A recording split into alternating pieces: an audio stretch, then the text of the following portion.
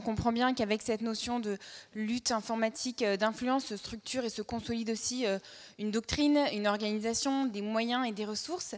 Et s'ouvre également, vous avez commencé à l'évoquer en parlant de ce volet, cette approche cognitive et du champ des sciences humaines, s'ouvre aussi donc un champ de recherche, de projets, de thèses et de recherche dans le milieu universitaire ou académique.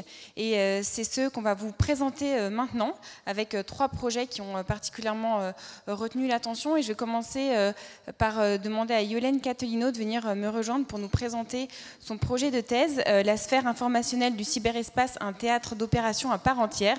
On parle de l'influence numérique comme un multiplicateur de puissance, mais pour qui ?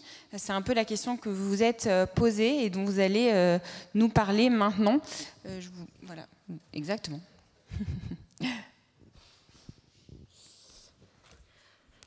Bonjour à tous. Entre le moment où j'ai annoncé le sujet et le moment où je me suis penchée sérieusement sur la préparation de cette présentation, j'ai un peu réorienté. Parce que je me suis demandé, en fait, qu'est-ce qu'on sous-entendait en fait, par influence numérique multiplicateur de puissance. On définit généralement la puissance comme la capacité à modifier son environnement ou à imposer sa volonté à autrui. Mais il y a 2 manières de l'aborder, soit par la manifestation de cette capacité, soit en l'utilisant. Et je me suis demandé ce que ça voulait dire concrètement pour l'influence numérique. Est-ce que c'était un vecteur de puissance ou un moyen de refléter sa puissance ? Est-ce que c'est une fin en soi ou justement un moyen ? Et cette ambiguïté, elle est selon moi assez représentative du contexte dans lequel on est aujourd'hui. Et c'est du basculement stratégique qui s'est opéré et qui est en train encore de s'opérer. Et c'est par ce biais-là que je vais arriver à mon sujet de thèse. Parce que je vous présenterai les quelques réflexions que m'ont amené le thème du jour, avant d'arriver plus précisément aux questions que je pose. Globalement, aujourd'hui, en Occident, on voit le numérique et l'utilisation de cet espace numérique comme un vecteur, mais aussi comme des outils au service de l'influence. Et on voit cette utilisation-là, du coup, au travers de stratégies. Et on s'est rendu compte, et c'est notamment les différentes caractéristiques qui ont été listées dans les éléments publics de la doctrine, que ces caractéristiques sont propices et représentent un formidable gain tactique, mais aussi stratégique, puisque en tant qu'espace, le numérique, il permet d'opérer à distance. D'un point de vue tactique et opératif, les combattants ont aussi réussi à modifier l'une des dimensions de l'affrontement, l'espace-temps. Les plus faibles peuvent, avec des moyens limités, et ça a été rappelé plusieurs fois, diffuser des messages et des images de propagande vers une audience mondiale, où il apparaît en fait impossible de contrôler la narration du conflit. Et là, on est au cœur de ce sujet. Et face à des puissances, à la puissance conventionnelle, il permet aussi d'inverser les rapports de force et d'asymétriser le conflit. Et Daesh a été à ce titre-là un excellent exemple, puisqu'il a su développer une machine de propagande digne d'une organisation étatique. Mais aussi en tant que vecteur et outil, cet espace et les outils du numérique, ils permettent de rester, et ça a été rappelé aussi ce matin, sous le seuil de l'agression armée et de provoquer des dommages même symboliques. Et enfin, 2 autres éléments qui caractérisent l'utilisation des outils du numérique, c'est que ça permet de mener des opérations de combat selon des modalités nouvelles. Et là, on rentre sur le terrain de la désinformation, puisqu'il est possible de mener ce type d'opération d'une ampleur et d'une sophistication qui n'a jamais été égalée, notamment grâce au fait que ces outils et ces services, donc les réseaux sociaux notamment, fournissent des outils de ciblage qualitatifs d'une finesse qui a rarement été égalée. Dans ce contexte, les outils du numérique et l'espace numérique sont des outils, ils sont vecteurs au service d'un objectif stratégique. Et toutefois, on ne cesse de le rappeler de manière générale, les opérations numériques sont une adaptation de techniques anciennes appliquées à un espace nouveau. Et c'est là où je voudrais insister aujourd'hui sur cette notion d'espace nouveau. Car finalement, c'est ça qui fait toute la différence. Et en parlant de ça, on ne peut pas faire abstraction du contexte, en dehors même de l'utilisation stratégique, hein. On ne peut pas faire abstraction du contexte lié à cet environnement informationnel, puisqu'il a complètement bouleversé, donc ces espaces numériques ont complètement bouleversé les dynamiques et les logiques des écosystèmes médiatiques, que ce soit dans l'espace numérique, mais aussi par rapport au système d'information traditionnel. La question du coup qui se pose, c'est finalement de quel terrain est-ce qu'on parle ? Globalement, c'est un espace qui est composé d'une infinité d'espaces, où les logiques d'espace-temps sont complètement modifiées, et se caractérise en gros par 3 mots: interconnectivité, plasticité, dynamisme et interdépendance. Et ça, ces différentes caractéristiques, elles se voient aussi dans les systèmes médiatiques et la façon dont se propagent les contenus. On parle aujourd'hui de systèmes médiatiques hybrides, avec du coup des espaces, des organes d'information traditionnels qui se partagent ces espaces avec de nouveaux médias digitaux, plus le fait que chacun d'entre nous a la possibilité de s'exprimer, tant et si bien qu'on a un ensemble de voix qui contribuent finalement au discours politique, sans organes de contrôle, de régulation, de mise à distance de l'information. Et ceci dans un contexte où les sujets sont interconnectés, parce qu'on voit bien qu'en fonction de l'appétence d'une audience par rapport à un sujet, celui-ci va être repris par les acteurs, tant et si bien que les audiences finalement fixent un peu le tempo des sujets qui sont d'actualité. D'autant plus qu'aujourd'hui, les outils permettent aussi de mesurer les audiences et du coup de s'adapter finalement à elles. Et en fait, cet environnement médiatique qui a été du coup bouleversé par le numérique, il se caractérise par son interconnexion entre les acteurs, sa plasticité, etc. Et du coup, je pense qu'on peut aller au-delà de juste évoquer l'utilisation des espaces, du cyberespace en fait, comme outil et comme vecteur, puisqu'on voit bien que les subtilités de cet environnement en fait, ont été bien saisies par un certain nombre d'acteurs stratégiques, et que la puissance, elle relève non pas juste de l'instrumentalisation des espaces, mais aussi de stratégies informationnelles beaucoup plus globales, qui se caractérisent par quoi ? Par d'une part le contrôle de l'information, donc le contrôle que les États ont sur leurs propres informations, mais aussi sur ce que certains chercheurs ont appelé le pouvoir discursif des États. Et ça désigne la capacité pour un État à faire valoir son récit et ses vues politiques, et à maîtriser le discours le concernant sur la scène internationale. Ce que je veux dire, c'est que du coup, on a l'utilisation à un niveau tactique de ces espaces informationnels, et on voit qu'au-dessus de ça, et je pense notamment à la Russie ou à la Chine, ils ont su aussi développer des véritables puissances informationnelles sur lesquelles se décompose une série de moyens et de logiques, et ça a d'ailleurs été montré tout à l'heure sur la Russie, et qu'ils exploitent dans les différentes strates de cet environnement toutes les dynamiques que j'ai évoquées du coup dans l'espace informationnel. Et du coup, ça m'amène à mon sujet de thèse, puisque dans ce contexte, je me pose la question de en quoi est-ce que finalement cet environnement constitue une rupture stratégique pour les démocraties occidentales et en particulier pour la France. Quelle est la posture adoptée ? Et quand je parle de rupture stratégique, c'est à la fois stratégique mais aussi opérative. Sachant on s'est rendu compte que la prise de conscience de toutes les dynamiques autour de l'espace informationnel et de l'utilisation stratégique de cet espace, elle commence à partir de 2015 et qu'elle a évolué en 3 temps jusqu'à nous amener à octobre 2020 avec la publication du coup d'une doctrine L2I. Et ça représente finalement des difficultés pour les démocraties à plusieurs titres, et notamment pour la France du coup, puisque ces vulnérabilités, la liberté d'expression sont exploitées au quotidien. Mais ça représente aussi un véritable changement de paradigme stratégique, puisque avant la supériorité et l'utilisation de la puissance n'était pas, l'information n'était pas du tout la priorité. Et du coup, ça demande de rechanger, de modifier un peu les paradigmes stratégiques. Et aujourd'hui, on a eu un bon aperçu de ce qui était fait. Et voilà. Merci d'avoir partagé vos réflexions. Effectivement, vous parlez de changement de paradigme stratégique qui est amené par ce nouveau champ de la lutte informationnelle dans l'espace, dans le cyberespace, dans l'espace informationnel. Et on verra où ces réflexions vous portent. En tout cas, on a hâte de voir vos conclusions sur ce sujet. Et en attendant, je vais demander à Tariq Saghiri de me rejoindre aussi pour présenter son projet. Alors le sujet est bien différent. Votre thèse s'intitule « L'influence numérique et la désinformation à l'ère des réseaux sociaux, un serious game pour l'anticipation des cyberattaques informationnelles ». Je vais vous laisser nous présenter tout ça.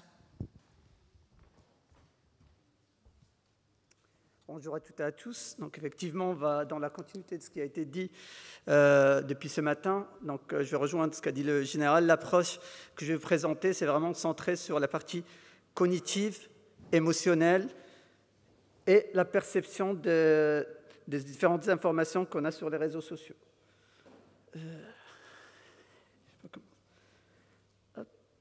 Voilà. Donc en introduction, avant de rentrer dans le vif du sujet, il faut souligner que l'influence et la désinformation ont une vieille histoire qui nous offre une pléthore d'exemples démontrant leur utilisation comme instrument pour asseoir son pouvoir, obtenir des gains ou pour manipuler des populations ou consommateurs en temps de paix comme en temps de guerre. Les campagnes d'influence, parrainées plus ou moins directement, font référence à l'utilisation de stratégies cognitives exploitant des technologies persuasives pour atteindre des objectifs stratégiques, soit commerciaux, soit militaires, soit politiques.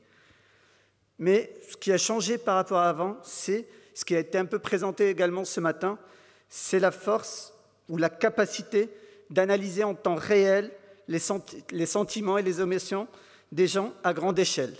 Et ça change tout. Mais aussi également la viralité informationnelle.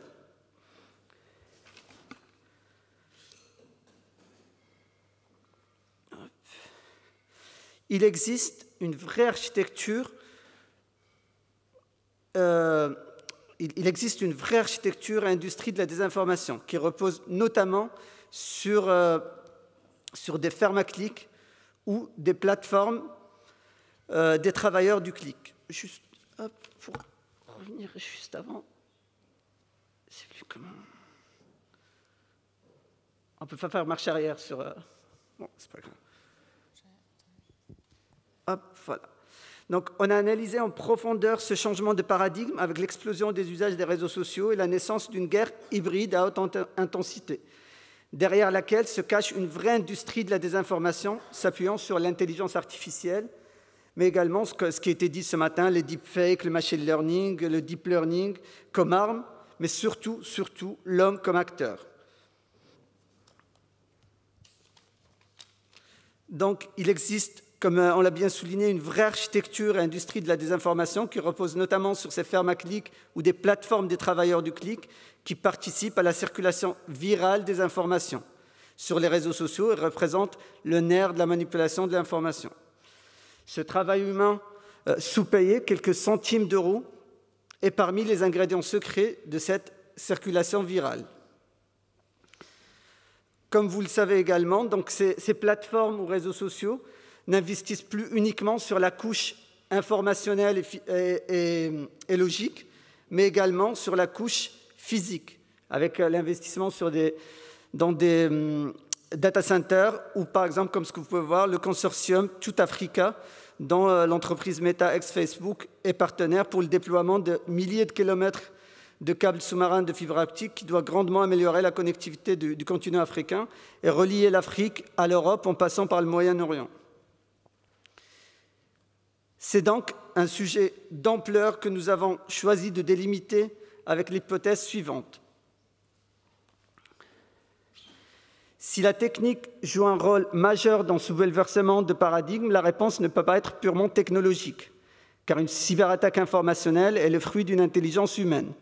Pour la prédire, l'anticiper, la contrer et pouvoir détecter des signaux d'alerte précoces, il faut donc une intelligence humaine collective, avec une diversité des profils, qu'ils soient des profils des psychologues, comme ça a été dit, des géopoliticiens, mais également des diversités de profils culturels, accompagnés d'outils de traitement de données massives pour l'aide à la décision pendant et a posteriori de la crise informationnelle, reposant sur une formation innovante de l'ensemble des acteurs, s'appuyant sur un apprentissage disruptif par le jeu. Ce postulat de départ fait émerger plusieurs interrogations. Comment les méthodes issues de l'intelligence artificielle peuvent-elles compléter l'intelligence humaine pour proposer une formation efficace à la lutte contre la désinformation et l'influence numérique? Comment définir, caractériser et connaître une cyberattaque informationnelle? Sur quels mécanismes psychosociaux repose la propagation des fausses nouvelles? Quelles sont les techniques du marketing d'influence et micro-ciblage? Et comment fonctionne l'apprentissage? Et quels sont les effets du jeu sur celui-ci? Notre étude, du coup, se propose d'apporter des éléments de réponse à ces interrogations, particulièrement dans un contexte de crise informationnelle. Ainsi, nous souhaitons démontrer que l'influence et la désinformation ne changent pas uniquement notre empreinte numérique, notre e-réputation, notre vision du monde ou nos communications interpersonnelles, mais qu'elles favorisent la polarisation dans nos sociétés, nous enferment dans les fameux, ce qui était dit ce matin, les bulles de filtres cognitifs et impactent nos processus électoraux. Et changent notre façon d'agir ainsi que notre façon de penser avec une vraie incidence sur notre santé mentale et notamment sur ceux qui sont les plus vulnérables. Alors, c'est moins par la loi que par l'éducation numérique, la régulation responsable, la sensibilisation et la formation que l'on pourra lutter contre l'influence numérique et la désinformation. Et il sera difficile d'échapper à nos biais cognitifs tant que l'on ne prendra pas conscience de nos vulnérabilités et qu'on est avant tout des humains irrationnels et faciles à manipuler.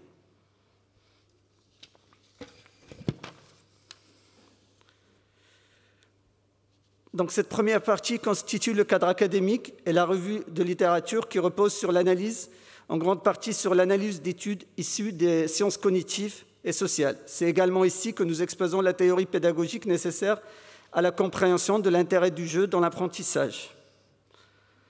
Donc, un premier biais cognitif, ça a été cité ce matin par Caroline de Opinion Act. Il y a à peu près une centaine de biais cognitifs qu'on peut analyser. Donc, un premier qui est beaucoup connu sur les réseaux sociaux, c'est l'effet d'halo, ou appelé également l'effet de notoriété ou effet de contamination, qui est un biais cognitif qui affecte la perception des gens, ou des produits ou des marques. Ainsi, une étude menée par le psychologue Daniel Kahneman présente deux individus, Alan et Ben.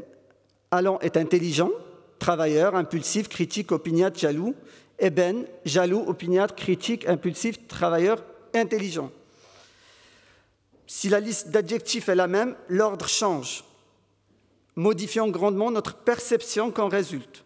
Donc, la majorité d'entre vous, si je pose la question, ont nécessairement une meilleure image d'Alan que de Ben, puisque la première impression a tendance à l'emporter, à dicter l'évaluation finale. Un deuxième biais cognitif lié à la tendance naturelle à économiser l'énergie cognitive au moment de prendre des décisions ou d'évaluer des faits, présenté dans plusieurs recherches des psychologues Daniel Kahneman et Stanislas Dehaene, ils ont comme thèse centrale une dichotomie entre deux systèmes de pensée. Le système 1 est rapide, émotionnel, instinctif, et le système 2, lent, logique et réfléchi. D'après ces études, l'humain a tendance à utiliser par défaut le système 1 et de ne recourir à une pensée analytique que dans le cas où cette pensée intuitive s'avère insuffisante. On parle de cerveau paresseux. En revanche, il faut un effort mental considérable pour réfuter une information ou une affirmation. Si le système 2 est déjà occupé à autre chose ou si nous manquons d'énergie cognitive, il est donc plus difficile d'être critique vis-à-vis des choses que nous lisons ou de l'information qu'on nous présente.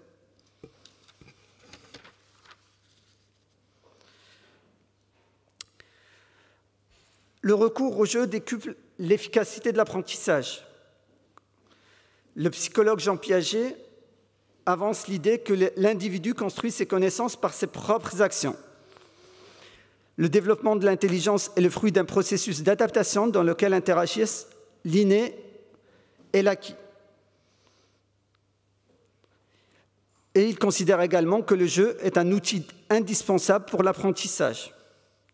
C'est dans cette même partie que nous retrouvons les éléments qu'on a évoqués de l'importance du jeu dans le processus de formation. Une méthodologie mixte a été mise en place pour la réalisation de l'expérimentation basée sur des entretiens, une analyse qualitative et quantitative. Dans cette deuxième partie, c'est là où nous retrouvons les éléments de réponse qui finalement nous permettront de vérifier ou non le postulat de départ. Donc, première étape, on a construit un faux réseau social inspiré de Twitter dans son fonctionnement. Idéalement, on souhaitait rajouter également un scénario avec de la réalité virtuelle, mais on était bloqué avec la crise sanitaire, les restrictions sanitaires. Et du coup, on l'a abandonné pour la suite, certainement. L'expérimentation a lieu pendant un séminaire à l'ENA, à Strasbourg, qui a pour objectif d'utiliser l'outil présenté pour apprendre la communication de crise. Seule la moitié des groupes est soumise à la cyberattaque. Les participants ne sont pas au courant de l'étude et ne sont pas prévenus de l'attaque afin de mettre à l'épreuve leur résilience. Les réactions des participants sont analysées via des communications faites et par des entretiens. Parle-t-elle de la diffusion des fake news? Est-ce qu'ils ont perçu l'attaque? Comment réagissent-ils?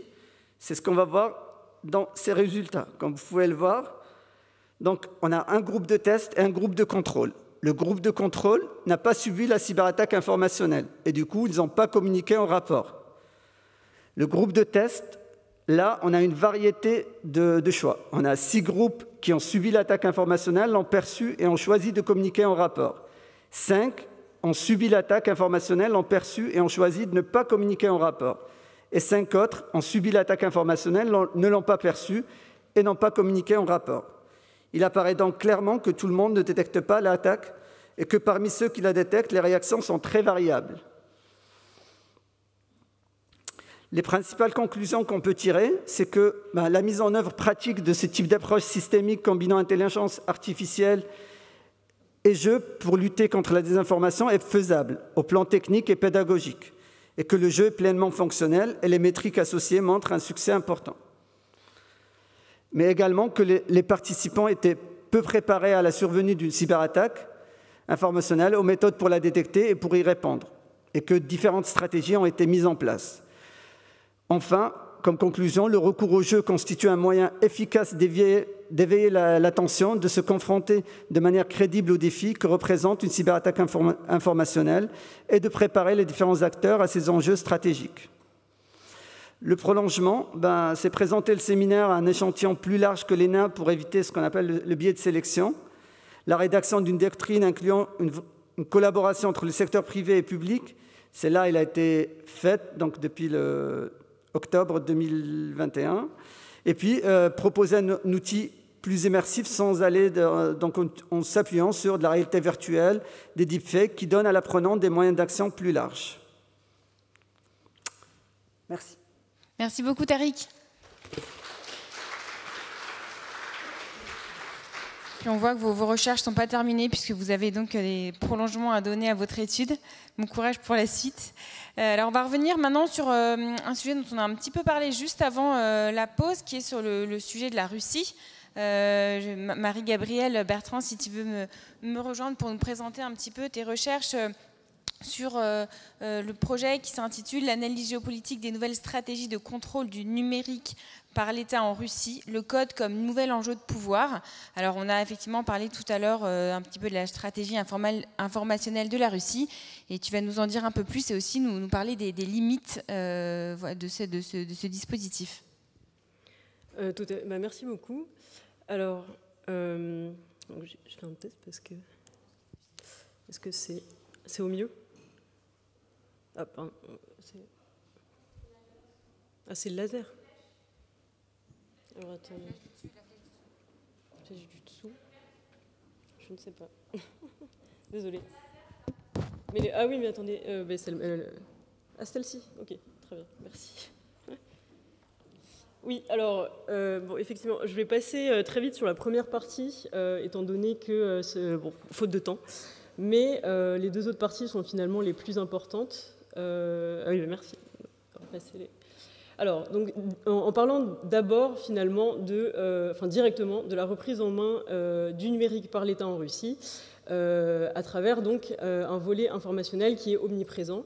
Alors, En fait, d'abord, les lois qui ont été mises en place par le gouvernement russe à partir de 2010, autour de 2010, donc avaient d'abord un objectif qui paraissait être économique, sous le mandat de Dmitri Medvedev. Mais rapidement, on se rend compte que ces lois, qui portent d'abord sur l'usage de logiciels domestiques, etc., ont des objectifs qui sont en réalité des objectifs de sécurité informatique, donc d'abord pour la sécurité du réseau physique, et rapidement de sécurité informationnelle, puisque ce qui va être important finalement, ça va être les contenus diffusés, et tout l'enjeu est donc de faire passer des lois, enfin pour le gouvernement russe, des lois qui vont permettre de contrôler les contenus qui sont diffusés. Donc, dès 2012, on a la mise en place du registre donc, qui répertorie les sites bloqués, qui est géré par l'agence Roskomnadzor et qui permet donc, de contrôler les sites Internet et de les faire fermer à partir du moment où on détecte ce que le gouvernement russe présente comme l'apologie donc de la pédopornographie, du suicide ou des drogues, mais on sait aujourd'hui que ces lois sont largement appliquées en dehors de ces simples domaines, et notamment pour des raisons politiques.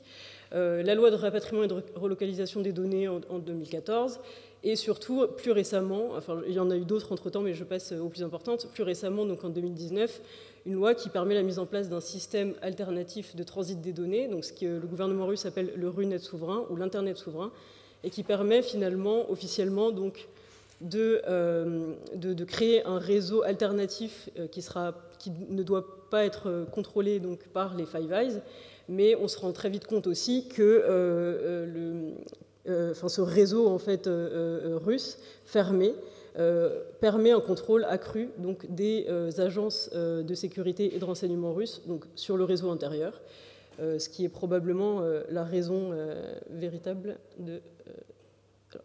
de cette loi, enfin du passage de cette loi. Et le plus récemment, donc l'adoption d'un oukaz, donc d'un décret présidentiel en 2021, qui mêle directement, et là c'est la première fois qu'on le voit de manière aussi évidente, la sécurité informatique et la sécurité informationnelle, avec donc d'abord la mise en avant des menaces qui vont être celles des attaques informatiques contre les réseaux de l'État, les réseaux Internet, et ensuite la mise en place donc la description de menaces qui vont porter sur l'utilisation de la domination technologique dans l'espace mondial pour des raisons informationnelles. Et donc ici, on retrouve tout ce qui a été dit ce matin sur les liens avec des enjeux stratégiques qui vont être des enjeux stratégiques économiques, commerciaux, etc. Puisque là, l'idée, c'est ces États le feraient pour monopoliser d'abord le marché du TIC et restreindre donc l'accès d'autres États, augmenter la dépendance technologique des États faibles vis-à-vis donc d'États dominants, et ici évidemment ce sont les États-Unis qui sont visés en premier, et ensuite avec l'idée que cette domination de l'information permet finalement, crée et permet de maintenir donc pour les États dominants une inégalité informationnelle. Et d'ailleurs, donc mon co-directeur de thèse, Kevin Limonier, parle ici d'inflation des lois, puisqu'on a eu vraiment une adoption de très nombreuses lois en quelques années.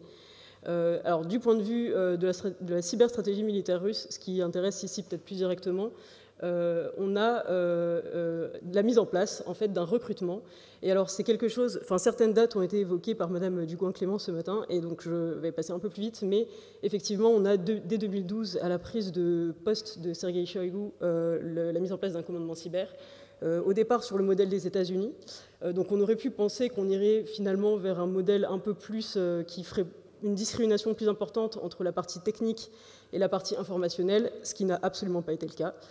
Puisqu'on a très vite eu, en 2014, la mise en place des premiers bataillons d'opérations informationnelles et un centre des développements spéciaux, donc, qui ici en fait, se charge directement du développement de malware, donc avec la mise en ligne d'offres d'emploi donc pour des analystes d'exploit et pour du reverse engineering.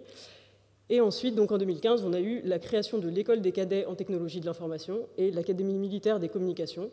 Et ici, évidemment, le but est d'avoir des personnes formées dans l'influence informationnelle.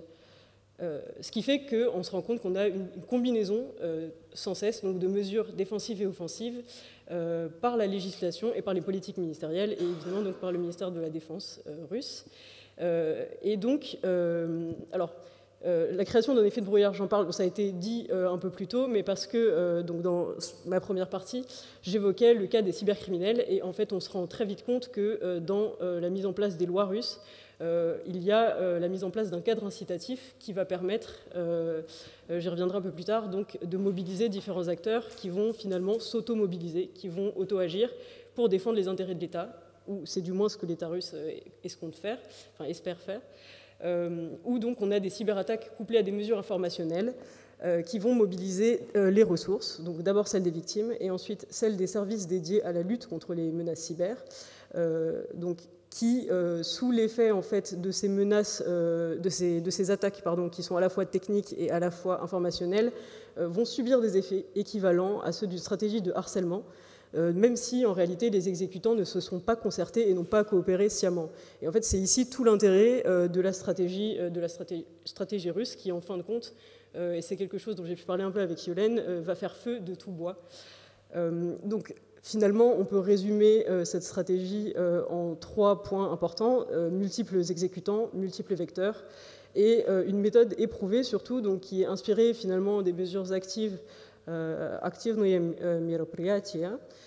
du KGB, et qui, en fin de compte, va se servir de 3 étapes majeures: la récupération de données exploitables contre un ennemi, donc par des moyens numériques, donc finalement des attaques informatiques, de la récupération en OSINT, sur les réseaux sociaux, etc.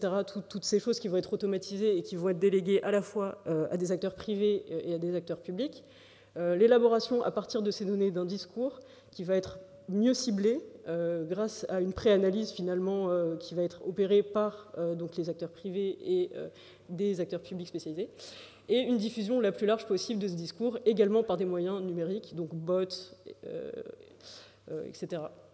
Ce qui m'amène en fait dans ma thèse à poser l'hypothèse de l'adocratie ou du système mercenaire, et ici je reprends un terme qui est employé par Walter Bruyère-Hostel dans ses articles et dans ses recherches.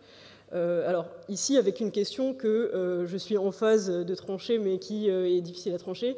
Le modèle adocratique en fait s'inspirait un peu vient en fait des théories du management, et l'idée c'est de créer des groupes ad hoc, donc qui vont finalement être mis en place pour répondre à des objectifs spécifiques et de manière temporaire. Donc ici en fait on a des groupes qui se font, qui se défont, qui agissent, qui répondent à un objectif et qui disparaissent. Et sinon, on a le système mercenaire qui finalement permet de mettre en place la même chose. Et ici, finalement, toute la question, ça va être à quel point c'est commandé et à quel point ce commandement est centralisé. Tout ça va pouvoir m'amener rapidement aux limites, puisque en réalité, dans le cas russe, a priori, ce qui ressort de tout ça, c'est qu'il n'y a pas de coordination. Finalement, le gouvernement russe lance une ligne. Cette ligne, ça va être celle de distinguer un patriotisme économique, industriel, des pirates informatiques, patriotes, etc. Donc cette mise en place de ce cadre incitatif, à partir duquel tout le monde est incité à agir de son plein gré.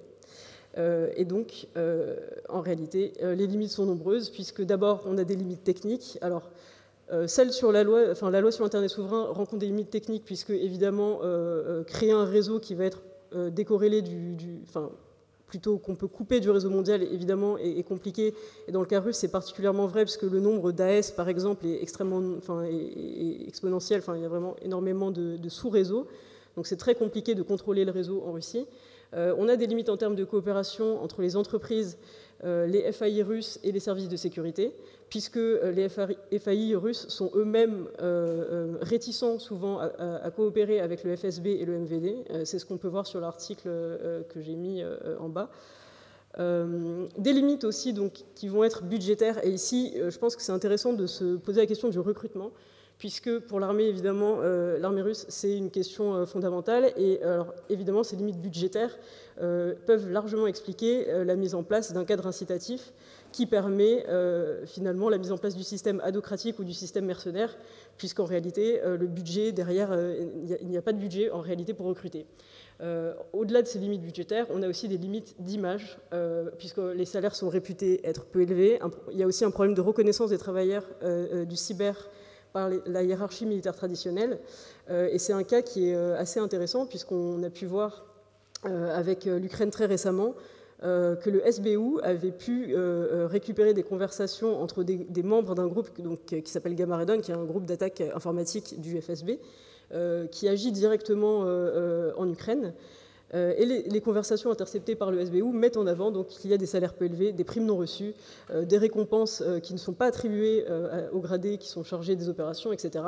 Et ici, évidemment, il s'agit de la part du SBU d'une forme de contre-attaque informationnelle, puisqu'elle vise aussi à limiter et à rendre plus difficile le recrutement de cyberattaquants par le FSB. Ce qui fait qu'en fin de compte, on a une stratégie supposée avec une question informationnelle prioritaire pour obtenir des effets psychologiques.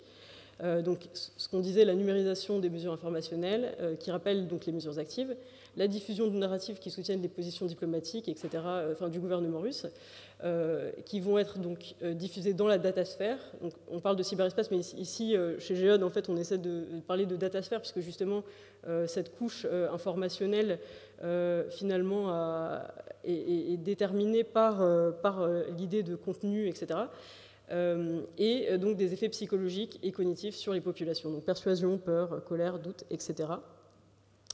Mais donc tout ça subit le problème d'une mise en œuvre désordonnée puisqu'elle est déléguée à un grand nombre d'acteurs. Donc ici on a le cas des entrepreneurs d'influence qui ont été évoqués tout à l'heure par Madame Dugouin-Clément, donc Prigojine et Malofiev, qui finalement vont chacun à leur niveau mettre en place des solutions, mais qui sont faites sans concertation. Donc finalement, on peut avoir des réponses qui sont mauvaises, et même la création de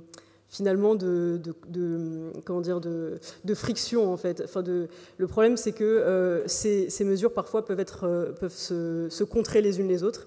Et c'est très visible dans le cas de Wagner, puisque justement Wagner a pu entrer en conflit, alors non seulement avec l'armée russe elle-même, puisqu'il y a eu des cas de friction entre l'armée russe et Wagner, et en plus, et cas beaucoup plus grave finalement, avec par exemple des groupes des États-Unis qui étaient déployés sur le terrain, et là on a vraiment une crise diplomatique, etc. Donc finalement le cas le plus grave possible de mauvaises actions, d'actions mal menées sur le terrain.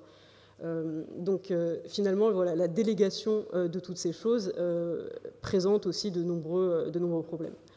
Ce qui m'amène en fin de compte à conclure sur le fait que ici, en fait, je reprends un peu l'idée qui a été évoquée par Paul Charon et Jean-Baptiste Jean-Geneviève sur la Chine dans leur étude, qui est une étude excellente donc sur l'influence chinoise. Pour la Russie, en fin de compte, on a aussi l'idée d'un moment crucial, puisque les méthodes russes sont reprises aujourd'hui par différents acteurs, donc, dont la Chine, mais aussi, on a pu le voir récemment, par la Biélorussie. Donc ça saute, je ne sais pas pourquoi.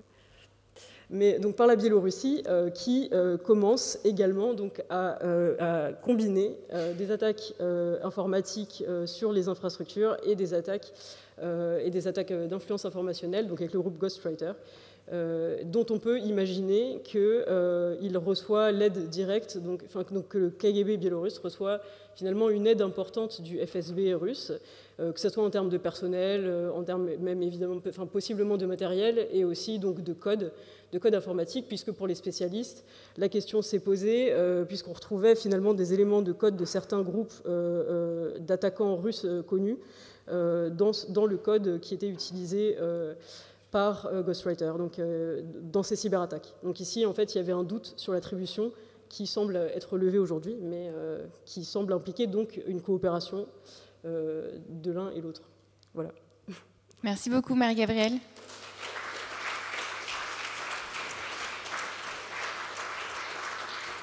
C'est vrai qu'on parle souvent de la stratégie informationnelle de la Russie, un peu moins de ses limites, donc merci d'avoir pris le temps de développer un petit peu. Alors maintenant, je vais te demander, Mélanie, de venir me rejoindre pour qu'on puisse passer à la prochaine étape de cette journée. On va